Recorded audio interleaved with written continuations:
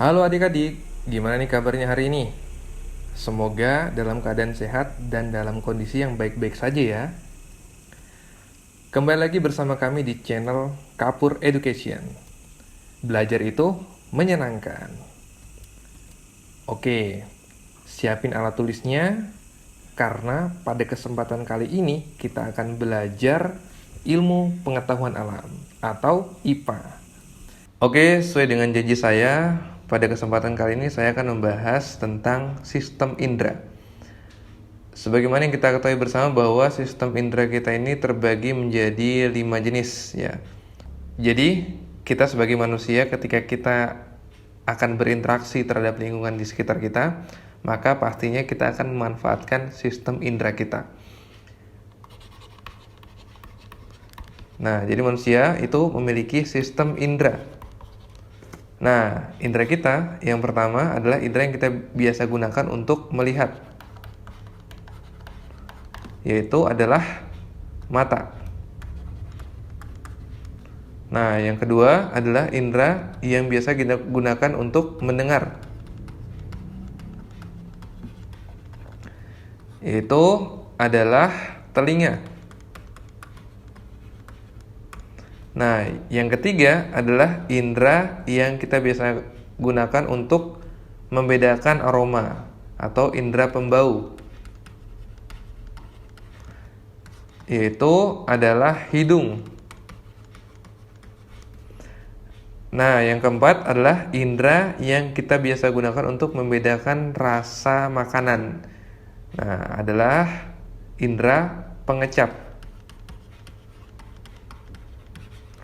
Nah, di sini kita gunakan lidah. Di makanan yang kita biasa makan itu kan ada rasa asin, manis, itu kita bisa rasakan seperti itu karena kita memiliki lidah. Nah, yang terakhir adalah indera peraba yang kita biasa gunakan untuk merasakan permukaan benda yang kasar ataupun yang halus. Nah, di sini kita gunakan kulit. Nah, kulit di sini bukan hanya telapak tangan ya, namun kulit di seluruh tubuh kita. Itu bisa merasakan ketika kita sedang berinteraksi terhadap lingkungan di sekitar kita. Oke, kita akan bahas satu-satu. Jadi ini merupakan kelima alat indera kita: indera penglihatan, pendengaran, indera pembau, indera pengecap, dengan indera peraba. Kita akan bahas satu-satu.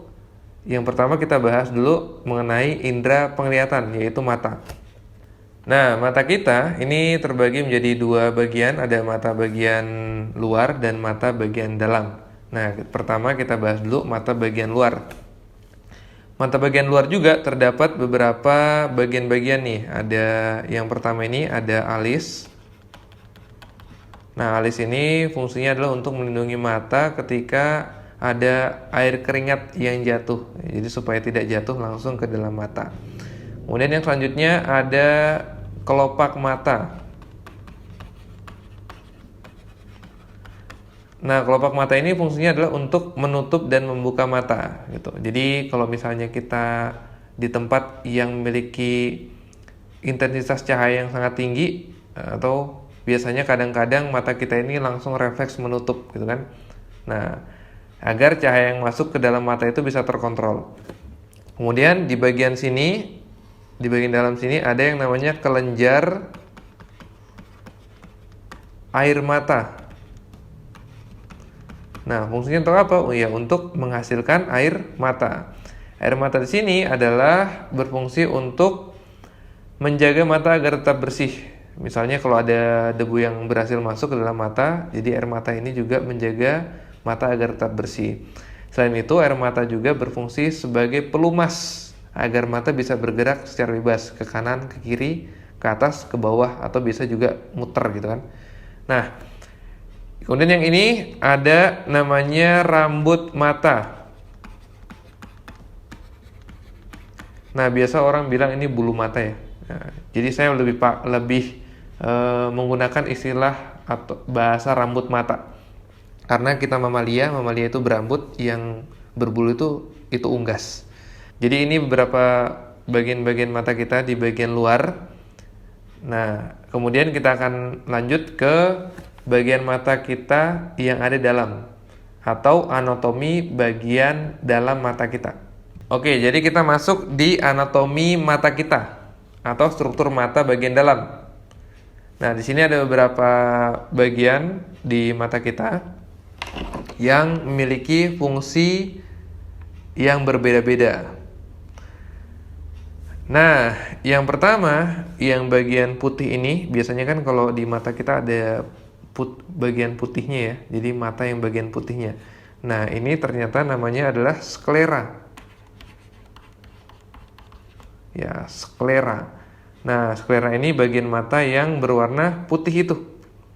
Nah, kemudian ada bagian mata yang berwarna hitam, itu kan? Atau kalau orang Indonesia kan hitam atau coklat. Tapi kalau orang Eropa biasanya biru ya. Nah, ini dinamakan sebagai iris. Nah, iris ya. Nah, iris. Nah, kemudian di bagian depan sini ini dinamakan sebagai kornea. Nah, kornea bagian depan sini. Nah, kemudian bagian sini, bagian tengahnya ini dinamakan sebagai pupil.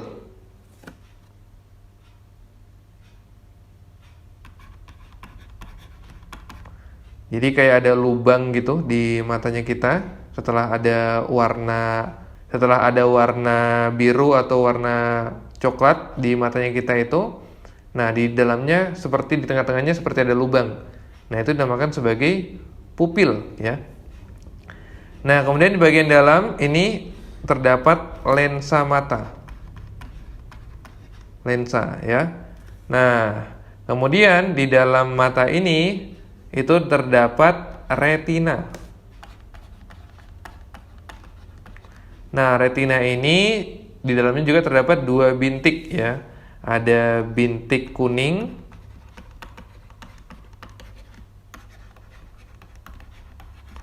dan yang bagian sini ada bintik buta. Nah, bintik buta.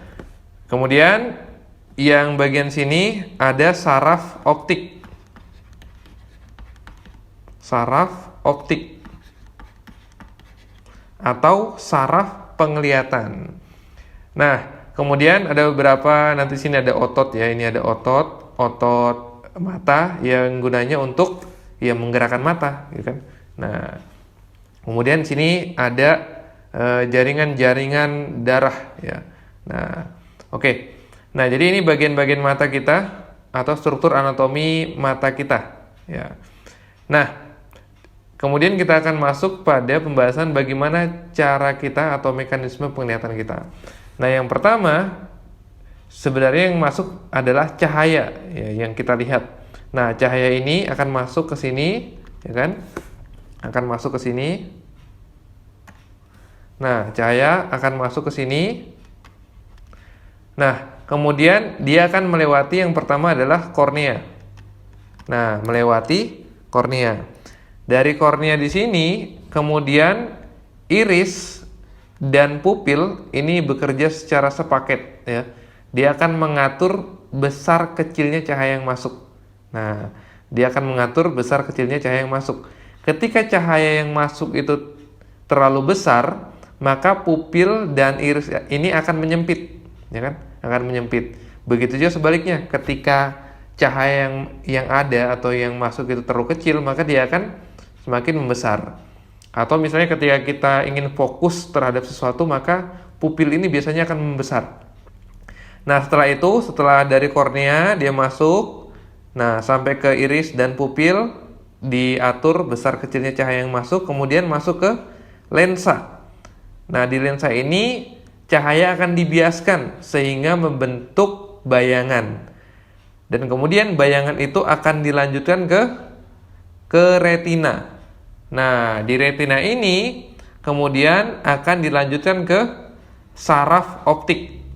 Nah, di saraf optik ini kemudian akan dilanjutkan ke dalam otak. Nah, jadi dari saraf optik ke otak. Nah, di otak nanti ini akan menginterpretasikan atau akan menafsirkan apa yang kita lihat. Oke, jadi urutannya dari kornea, kemudian menuju ke iris dan pupil. Ini diatur besar kecilnya cahaya yang masuk. Kemudian masuk ke dalam lensa. Di lensa dibiaskan. Setelah itu masuk ke dalam retina. Nah, di retina ini terdapat dua bintik ya, bintik kuning dan bintik buta. Setelah itu dari retina dia akan masuk atau dibawa oleh saraf optik. Nah, saraf optik ini nanti akan membawa ke otak. Nah, di otak kita nanti akan merespon atau menafsirkan apa yang sedang kita lihat. Nah, jadi seperti itulah mekanisme kita bisa melihat. Oke, sekarang kita masuk di kelainan pada mata. Nah, kelainan pada mata yang bisa terjadi pada mata kita ya. Nah, yang pertama adalah miopi.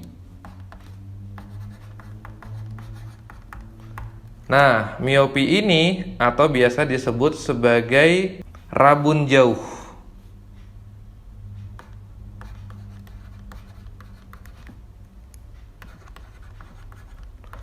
Nah, apa sih yang mengakibatkan sehingga terjadi rabun jauh ini?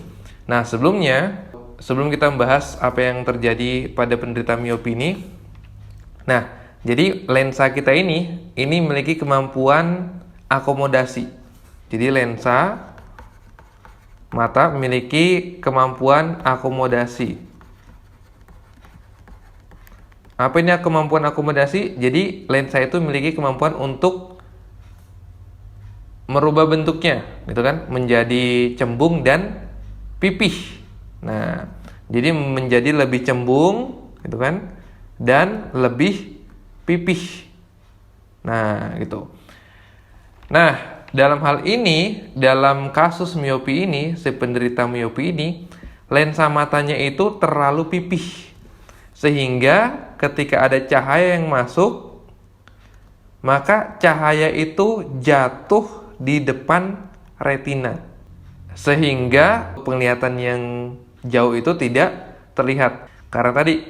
Karena cahaya yang masuk di dalam mata kita, karena lensa mata kita ini terlalu pipih bentuknya, maka itu jatuh di depan retina, sehingga pandangan yang jauh itu akan terlihat kabur. Nah, saran untuk penderita miopi ini menggunakan kacamata yang cekung. Jadi kacamata cekung atau kacamata minus. Kacamata minus. Nah, oke, lanjut di kelainan mata yang kedua, yaitu hipermetropi.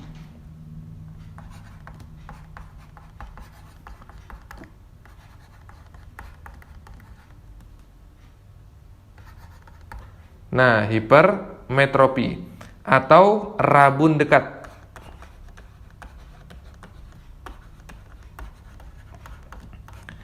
Hipermetropi ini atau rabun dekat ini hampir mirip dengan miopi tadi, rabun jauh, hanya bedanya penyebabnya adalah cahaya yang masuk ke dalam mata kita, dia akan jatuh di belakang retina. Sehingga objek yang dekat, ketika kita melihat objek yang dekat, atau ketika si penderita hipermetropi ini melihat objek yang dekat, maka akan terlihat kabur. Nah, sehingga dia tidak bisa melihat objek yang dekat. Oke, kemudian kelainan mata yang ketiga, yaitu presbiopi.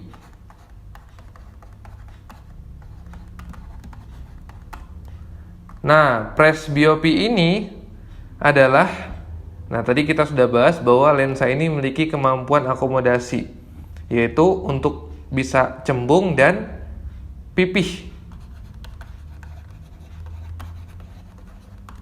Untuk bisa cembung dan pipih.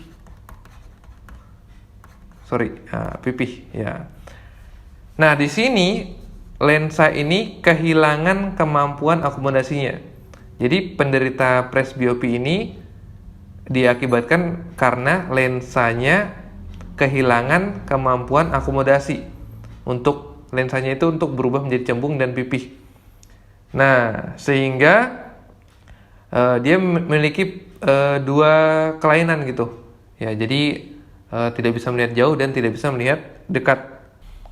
Nah, untuk penderita presbiopi ini, agar dia bisa melihat dengan normal, maka dia harus menggunakan kacamata ganda. Nah, misalnya ini ada kacamata gitu, ya kan?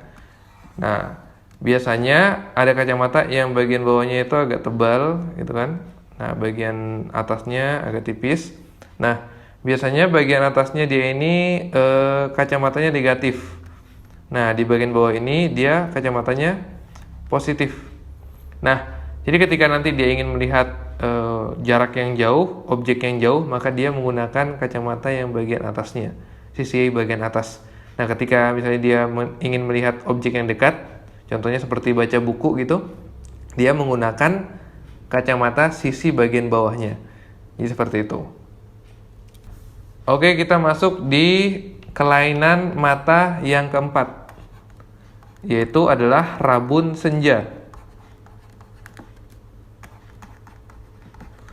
Nah, rabun senja ini adalah kelainan mata yang dia tidak bisa atau sukar melihat ketika dalam waktu senja. Dia tidak bisa melihat warna, ya ketika warna senja, warna orange ke orange, kuning ke orange-nan gitu. Nah, itu. Jadi dia tidak bisa melihat seperti itu. Penglihatannya akan kabur karena kurangnya vitamin A. Jadi akibatnya karena kurangnya vitamin A pada si penderita rabun senja itu. Nah, kemudian yang kelima ada katarak. Nah, katarak ini di mata itu seperti ada lendir ataupun gumpalan, ya, gumpalan daging. Jadi di lensanya itu seperti itu, ada gumpalan daging yang menutupi lensa sehingga ketika ada cahaya yang masuk, maka tidak bisa dibiaskan oleh lensa. Nah, caranya agar si penderita katarak ini bisa melihat dengan normal, maka lensanya ini akan diganti dengan lensa buatan gitu. Jadi akan dioperasi, dilepas dan diganti oleh lensa buatan. Kemudian yang keenam adalah buta warna. Nah, buta warna di sini adalah orang tersebut tidak bisa melihat dengan jelas warna-warna. Ya, jadi ada dua jenis buta warna, ada buta warna sebagian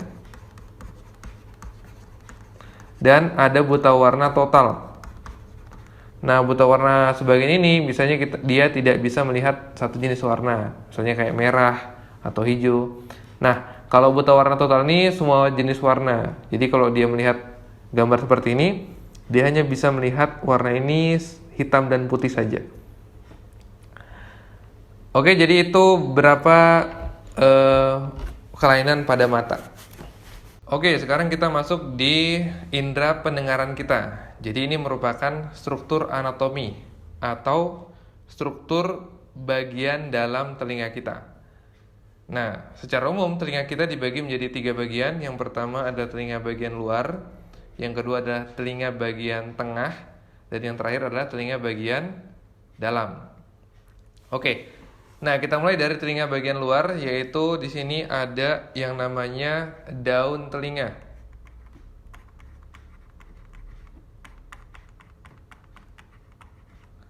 Nah, daun telinga ini berfungsi untuk menangkap gelombang suara, ya, agar dia bisa masuk ke dalam sini. Ini adalah lubang telinga.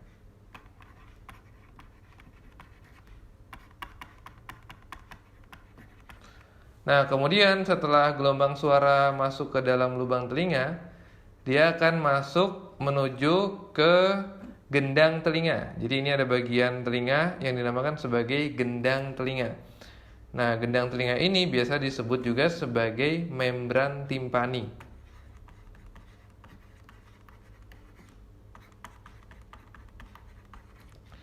Nah, setelah masuk melewati gendang telinga ini, gendang telinga ini nanti akan membuat getaran. Jadi ini juga termasuk fungsi dari gendang telinga. Dari gelombang suara yang masuk, kemudian gendang telinga di sini akan membuat getaran hasil dari gelombang suara yang masuk, sehingga membuat ada 3 di sini, 3 tulang pendengaran, 1, 2, 3 yang akan ikut bergetar.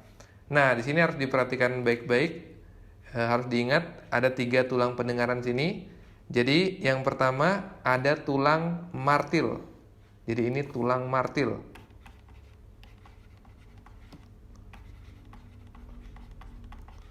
Terus yang kedua ada tulang landasan.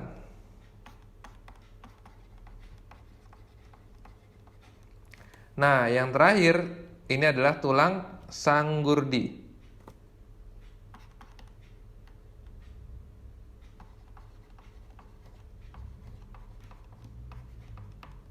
Oke, nah jadi ini merupakan 3 tulang pendengaran.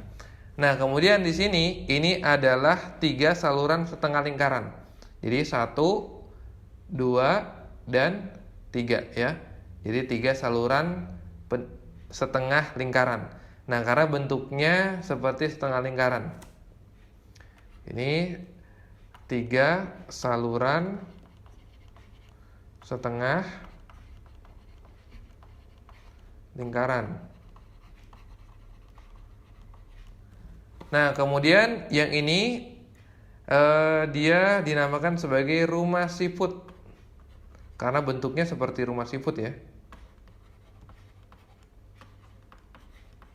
Atau biasa disebut sebagai koklea. Nah, kemudian yang terakhir sini ada saraf-saraf pendengaran.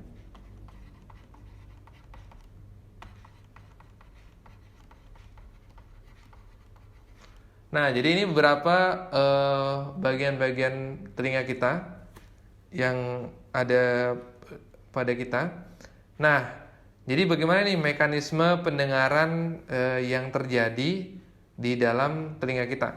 Jadi yang pertama, gelombang suara akan masuk, ditangkap oleh daun telinga, kemudian masuk ke dalam lubang telinga, kemudian akan membawa atau akan membentuk getaran ya. Jadi suara masuk ke dalam lubang telinga, kemudian melewati gendang telinga atau membran timpani. Di sini membran timpani akan bergetar ya. Karena disebabkan oleh adanya gelombang suara yang masuk. Nah, getaran dari gendang telinga ini akan mengakibatkan 3 tulang pendengaran ini juga ikut bergetar. Nah, hasil dari getaran itu kemudian akan diteruskan ke dalam rumah siput ya. Nah, di sini ada rumah siput. Nah, setelah itu di sini nanti akan diteruskan ke saraf pendengaran. Nah, di saraf pendengaran ini nanti akan diteruskan lagi ke otak ya. Ke otak. Nah, otak kita nanti akan menginterpretasi atau menafsirkan apa yang sedang kita dengar. Nah, oke, saya lupa di sini ada yang namanya saluran Eustachius. Nah, ini satu di mana ya? Di sini. Oke. Saluran Eustachius.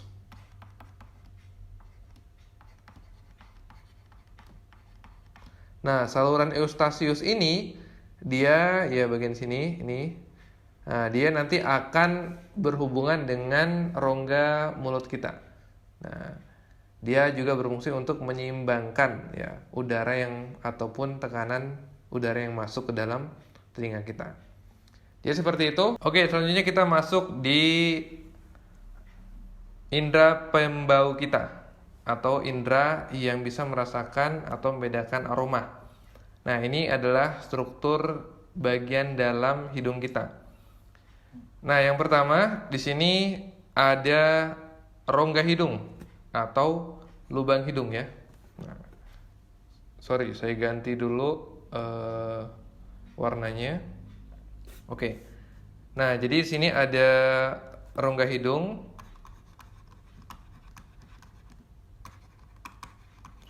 Nah, fungsinya adalah untuk tempat masuknya udara. Nah, jadi kita hirup udara nanti sampai sini. Nah, oke, nanti bagian sini ada yang namanya selaput lendir.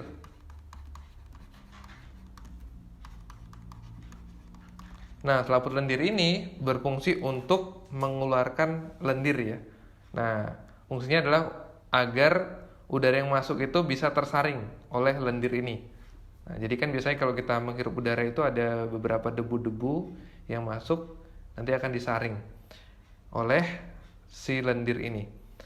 Nah, kemudian ada yang namanya saraf pembau. Ya, bagian sini nih. Ini adalah saraf pembau.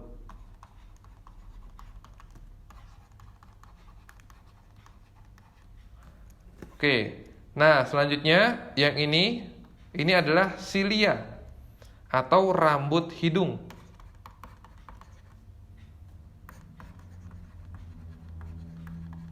Rambut hidung.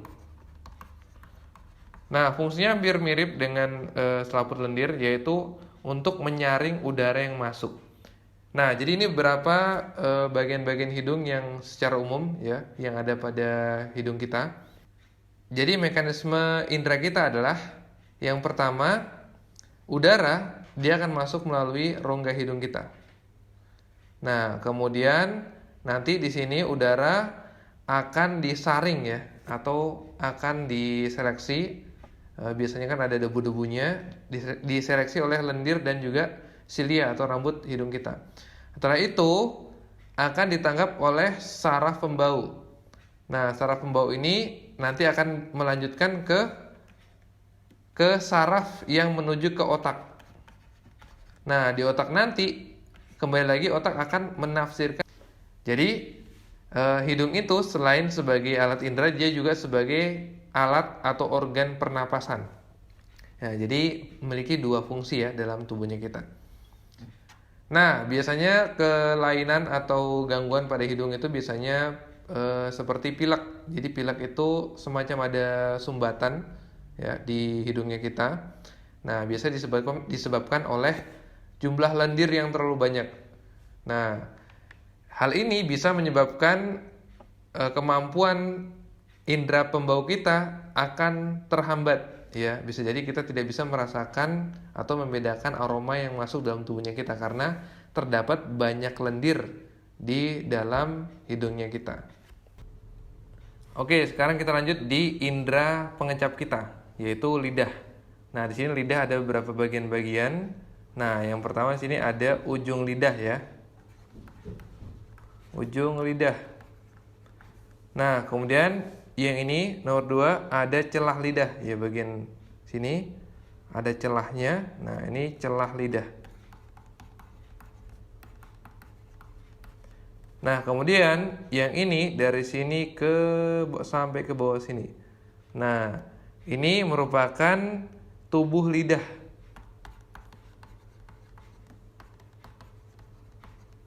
Nah, yang terakhir ini nomor 4 merupakan celah ujung lidah. Ya, celah ujung. Nah, kalau kita perhatikan di lidah kita ini terdapat bintil-bintil ya. Jadi kayak bintil-bintil terlihat kasar seperti itu. Nah, di bagian-bagian lidahnya kita ini. Nah, bintil-bintil itu dinamakan sebagai papila. Papila ini adalah jaringan yang di dalamnya terdapat banyak sekali sel-sel saraf pengecap. Nah, sehingga kita bisa merasakan berbagai macam rasa ya, seperti manis ya. Jadi di ujung sini adalah bagian yang sangat peka terhadap rasa manis. Nah, kemudian di bagian sini ini adalah bagian lidah yang sangat peka terhadap rasa asin. Nah, kemudian di bagian sini ini adalah bagian lidah ya, bagian sini juga ya. Ini sama, ini juga sama. Nah, bagian sini ini juga adalah bagian lidah yang sangat peka terhadap rasa asam. Nah, di bagian tengah atau bagian ujung sini ya, di bagian ujung sini ini adalah bagian lidah yang sangat peka terhadap rasa pahit. Nah, jadi ini merupakan bagian-bagian lidah dan bagian-bagian lidah yang memiliki kepekaan terhadap rasa tertentu. Nah, ini disebabkan oleh apa? Karena lidah memiliki papila-papila. Nah, papila sini adalah merupakan jaringan pada lidah, ya. Dia seperti bintil-bintil begitu. Nah, seperti rambut-rambut halus seperti itu. Nah, yang memiliki banyak sekali sel-sel saraf pengecap yang bisa merasakan berbagai macam rasa pada masakan kita. Nah, biasanya kelainan pada lidah itu contohnya seperti sariawan. Nah, kelainan pada lidah itu seperti sariawan. Nah, ini disebabkan oleh infeksi pada jamur. Oke, kita lanjut di alat indera yang berikutnya. Oke, sekarang kita lanjut di alat indera kita yang terakhir, yaitu adalah kulit, ya. Nah, jadi ini adalah struktur anatomi kulit kita, terdiri dari beberapa lapis utama. Secara umum saya akan menjelaskan atau menyebutkan beberapa bagian-bagian kulit yang berhubungan dengan sistem indera kita, ya. Nah, bagian kulit itu terdiri dari beberapa lapis utama. Yang pertama adalah lapisan paling atas dari sini ke sini. Nah, ini dinamakan sebagai lapisan epidermis.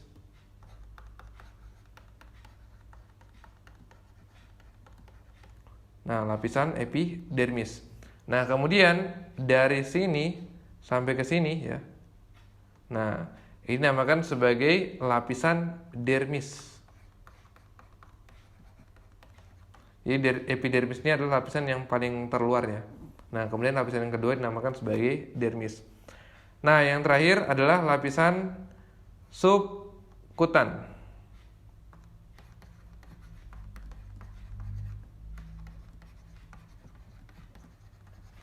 Oke, jadi lapisan subkutan. Nah, kemudian sini ada helaian rambut.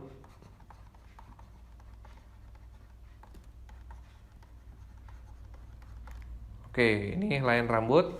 Nah, kemudian kita lihat di sini, ini ada pembuluh darah, ya, yang merah dan biru.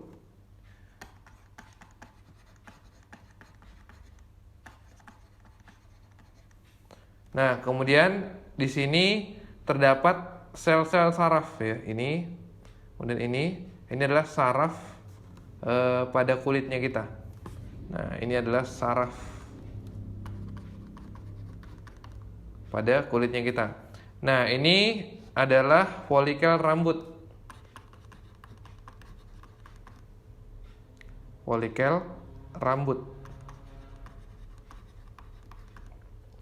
Nah, di sini ada yang namanya kelenjar keringat. Kelenjar minyak.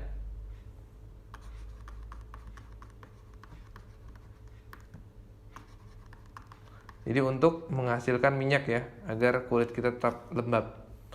Nah, jadi ini beberapa bagian kulit secara umum. Nah, tentunya masih banyak lagi bagian-bagian kulit yang belum saya sebutkan di sini. Namun untuk menjelaskan fungsi kulit yang memiliki kaitan dengan sistem indera kita sudah cukup sampai di sini. Nah, jadi kulit inilah yang akan membuat kita itu merasakan panas atau ketika dipukul itu sakit, nah, atau lain sebagainya. Jadi sama rangsangan itu atau impuls itu akan pertama mengenai kulit bagian luar kita.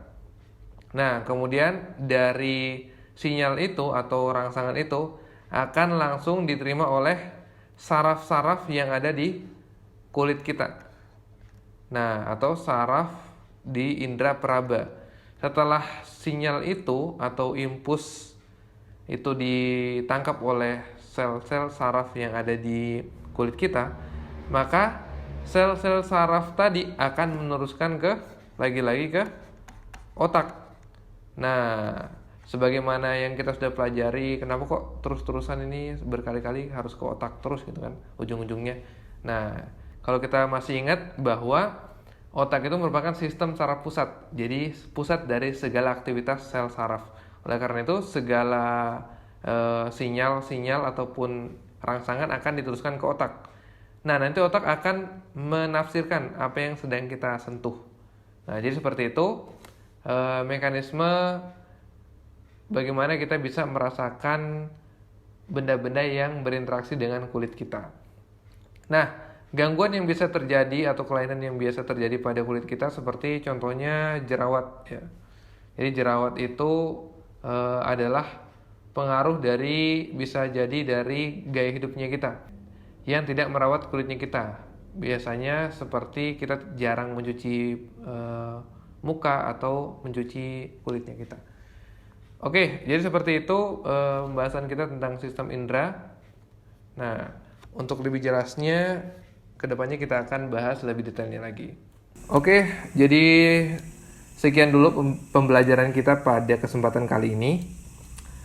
Jangan lupa like, share, dan subscribe. Dan jangan lupa klik tombol loncengnya supaya kalian bisa mendapatkan video pembelajaran terbaru dari kami secara gratis. Tetap jaga kesehatan agar kita bisa bertemu kembali di pembelajaran berikutnya.